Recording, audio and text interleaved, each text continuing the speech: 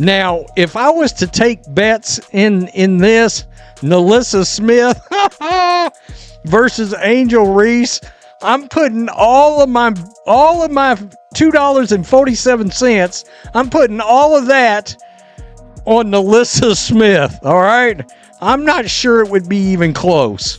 Did Angel Reese finally meet her match? In a fiery showdown between two of Caitlin Clark's biggest rivals, Reese tried to rattle NaLyssa Smith with her trademark intensity, but Smith didn't budge. What happened next shocked everyone and may have revealed a critical weakness in Reese's mental game. Let's dive into their budding rivalry and what this moment says about the state of the WNBA today.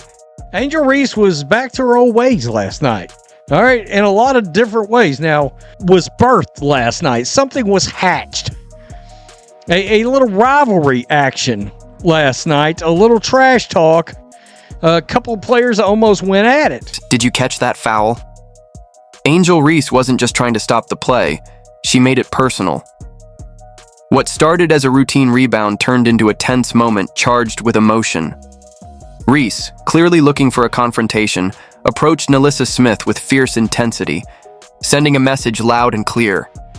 This was about dominance, not defense. But here's where things took a turn. Smith didn't flinch.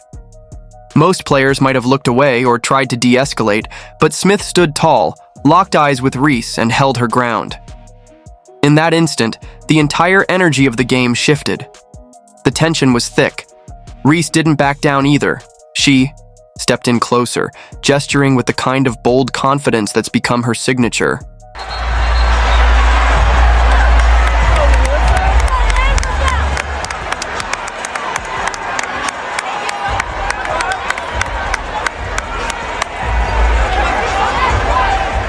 It was clear.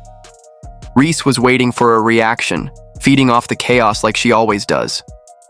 But instead of rising to the moment, Smith did the unexpected. She stayed calm, almost indifferent, her body language composed and unbothered. And that quiet confidence? It seemed to frustrate Reese even more than if Smith had snapped back. The referee quickly intervened, stepping in before things could escalate. But by then, it wasn't just a foul.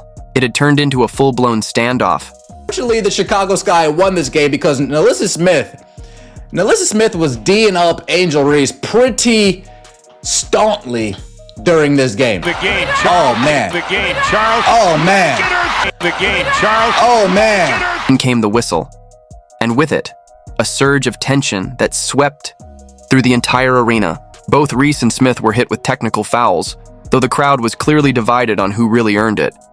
Fans jumped to their feet, phones in the air, trying to capture every second as the atmosphere crackled with energy and uncertainty. You could feel it. This wasn't just another heated moment in a game. It carried weight. It had presence. It made a statement. Like, I'm not sure Angel Reese would actually want that to turn into something where hands are involved, because my goodness, I mean, when bullies meet a bigger bully, the bully backs down.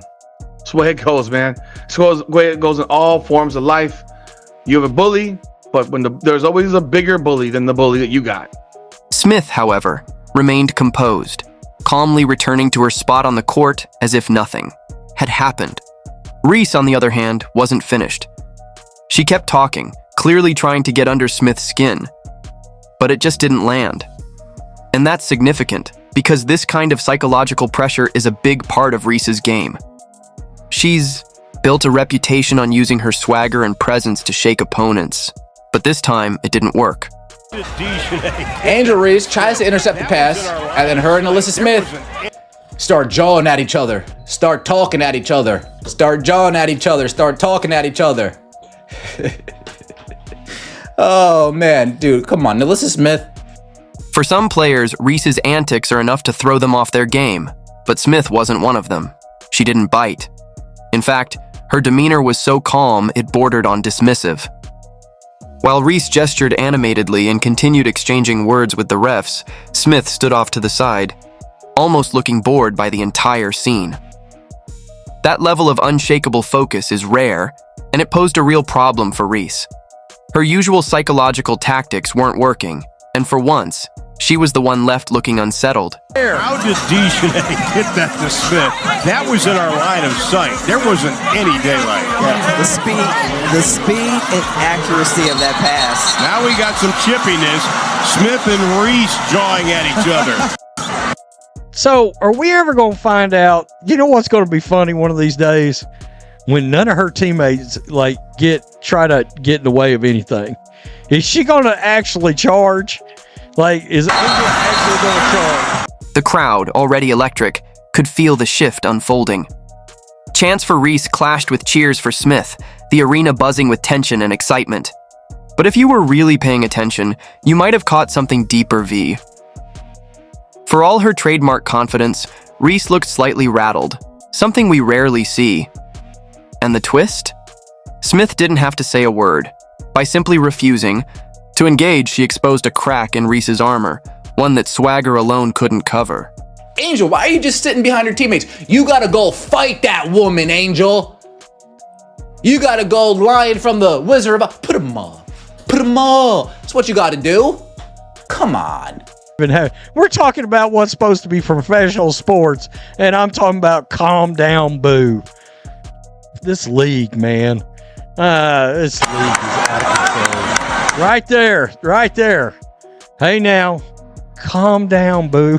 It wasn't that Reese wasn't good at mental games, it's that her dominance comes from being able to control the emotions of her opponents, and when someone like Smith refuses to give her that power, the cracks start to show. This moment didn't just feel pivotal for this one game. It set the stage for something much bigger. You could see it in how both players carried themselves after the technicals, the edge in Reese's voice as she continued to argue, and the measured determination in Smith's eyes as she got back to her game. Angel, why are you just sitting behind your teammates? You gotta go fight that woman, Angel. You got to go lying from the Wizard of put them all. Put them all. That's what you gotta do. Come on. It wasn't over between them, and everyone in that arena knew it. This wasn't just a confrontation. It felt like the latest chapter in something much larger, something rooted in their history together. Because as intense as this clash was, it's impossible to separate it from the rivalry that's been brewing between these two for years. We're talking about what's supposed to be professional sports. And I'm talking about calm down. Boo. This league, man. This right there. Right there. Hey. Now calm down, boo. This wasn't the first time Angel Ree and NaLyssa Smith found themselves at odds on the court. Their rivalry has roots going back to Reese's rookie season, a time when Smith was already making her mark as one of the league's standout players. From the start, Smith had the upper hand, carving out her reputation, while Ree was still getting her feet wet, and that dynamic, it set the tone for every encounter that followed. Does Angel Ree hate NaLyssa Smith? According to RG3, Angel hates NaLyssa. I would say she does. Probably not for the same reason she hates Caitlin Clark. But if I'm just being real, she probably does hate her. I mean, honestly, whenever these two matched up, it wasn't just about basketball. It was about who could establish dominance. Smith's experience gave her an edge early on. Unlike many of Reese's opponents, Smith didn't get rattled by her animated style or trash talk. In fact, it almost seemed like Smith leaned into it. I can't believe it. Oh, what are we doing? It's supposed to be professional basketball. We're talking about booze on the court. Good Lord. There were moments in previous games where Reese would try her usual mind games, only to have Smith shrug them off and focus on the ball instead. That ability to stay locked in made Smith one of the few players in the league who could turn Reese's provocations into an advantage special at all. Maybe NaLyssa Smith was tired of seeing her in a meme all off-season. NaLyssa's like, you know what, that next time I play her, I'm not gonna let her cook me and do me like that. I'm not gonna let her cook me and do me like that. What really made Smith's performance in this latest game so special, though, was how prepared she seemed. It's like she had studied every one of Reese's moves from their previous matchups. Back then, there were moments when Reese managed to break through outscoring and outpacing Smith on certain plays, but this time around the tables turned. Smith's improved defensive reads were on full display. Whether it was cutting off passing lanes or anticipating Reese's drives to the basket where Ree relies on her physicality and size to dominate Smith, used timing, agility, and positioning to step ahead of her at nearly every turn. Dude, when NaLyssa Smith is doing that to you, you just aren't ready for it, man. When NaLyssa Smith is ding you up, blocking her shot, folks, Angel, you cooked her up last year. What happened? What happened last year? Was it the Indiana fever on the jersey that made you go extra hard? Was it that other player on that team that was like, oh, that 22, oh, I really want to show her something? Is that what really made it? Smith's improved defensive reads were on full display, whether it was cutting off passing lanes or anticipating Reese's drives to the basket, where Ree relies on her physicality and size to dominate. Smith used timing, agility, and positioning to step ahead of her at nearly every turn. Oh, I'm just gonna keep it real. NaLyssa Smith, I think she sort of believes she's a little bit more masculine. Right now I'm going to tell you, far as flexing goes, we talked about this a little earlier. NaLyssa Smith showed her ass last night. If you needed proof of how Smith bodied Reese in this game, look no further than the numbers. Reese struggled throughout the game, managing 14 points in 32 minutes. Meanwhile, Smith quietly racked up 20 points in just 27 minutes, and she didn't stop there. She blocked shots, disrupted plays, and kept her composure during every heated moment. I mean, at 6-12 from the field, 27 minutes, 20 points, 3 block shots last night, showing out. Right there in front of her very own DJ Carrington, showing out indeed. That last part really stood out. Everything Reese threw at her, Smith brushed off, no confrontations, no trash talk, just focus. And that's the thing. This was more than just a good game for Smith. It was a statement, a line in the sand showing how professionalism can win over theatrics. Her confidence wasn't loud or flashy. It came from her ability to stand her ground and let her game do the talking. The way was Angel Reese that went 4 for 13 again, showing that the other day was just a glimmer of hope that she had figured out how to start playing, as in only take 5 to 6 shots a game, get rebounds, distribute the ball out to everybody out on the perimeter, and quit shooting the ball. For Ree, whose tactics rely so heavily on shaking her opponents, this game exposed a major vulnerability. Smith didn't just match her intensity, she neutralized it. But this wasn't just about two players. The heated exchange reflected something deeper. It hinted at much bigger questions surrounding the league's culture and how player rivalries can sometimes cross the line. Find out who wins, again. My money is on NaLyssa Smith. I'm just keeping it real here. I'm not sure it would be that close, and I think it could be pretty ugly, to be honest with you. The clash between Angel Reese and NaLyssa Smith wasn't just about two players. It put a spotlight on something the WNBA has been wrestling with for a while. Now it's growing issue with technical fouls and once-court confrontations. This season alone, incidents like this have been stacking up, sparking a debate about how the league handles these heated moments. The Chicago Sky won. The Chicago Sky get the last laugh. These guys are on a generational run. You gotta admit it's funny in abuse and butthead kind of way. Reese and Smith's showdown served as a perfect example of how quickly things can spiral, and it underscored a bigger problem. The WNBA's inconsistent response to player behavior. Think about it. Players in the league face suspensions if they rack up 7 technical fouls, but while those rules exist on paper, you wouldn't know it by watching games. According to fans and even some inside, the league officials aren't enforcing penalties consistently. There are a lot of Caitlin Clark fans who believe that this injury could have been caused by the physicality that Caitlin Clark has to deal with. Similar incidents are treated completely differently depending on the situation, which makes the disciplinary process feel like a guessing game. It's a major credibility issue for the WNBA, and it raised eyebrows again here. For example, Reese's animated trash talk was front and center during this game, but the league's measured response, as one source described it, didn't seem to match the intensity of what went down.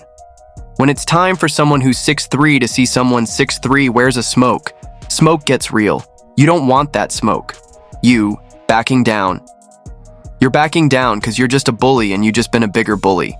It's clear the league doesn't have a firm grip on how to handle moments like this, which only signals to players that they might be able to push boundaries without facing serious consequences, and boundaries are definitely being tested.